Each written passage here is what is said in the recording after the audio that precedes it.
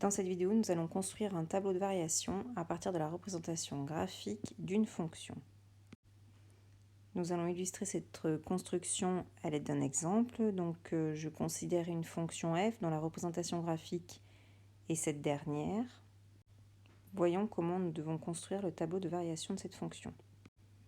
Donc, je commence par créer un tableau avec la première ligne les valeurs de x et ensuite la deuxième les variations de la fonction f. Je commence par chercher l'ensemble de définitions de ma fonction. Ici, on voit que notre fonction elle est définie sur l'intervalle -5, 5. Donc, ça va être les extrémités de mon tableau. Il ne nous reste maintenant plus qu'à le compléter. Donc, du coup, je peux observer que ma courbe, ici, qui représente ma fonction, sur une portion descend. Donc, on va dire que la fonction, elle est décroissante et elle va être décroissante sur quel intervalle? Donc là, je regarde les valeurs de x correspondantes. Du coup, ma fonction, elle sera décroissante sur l'intervalle -5, -2. Donc, je vais entrer comme valeur de x ici -2 et faire une flèche qui descend pour montrer la décroissance de ma fonction. Il ne nous reste plus qu'à compléter le bout des flèches. Donc, du coup, je cherche l'image de -5 et l'image de -2.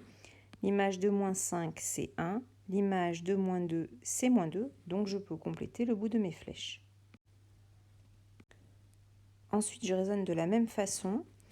Sur l'intervalle -2 jusqu'à 1,75 à peu près, ma fonction, du coup, est croissante. Donc, je vais faire une flèche qui monte pour montrer la croissance de la fonction et compléter pour la valeur de x 1,75 et pour la valeur de f de x, du coup, 3,5.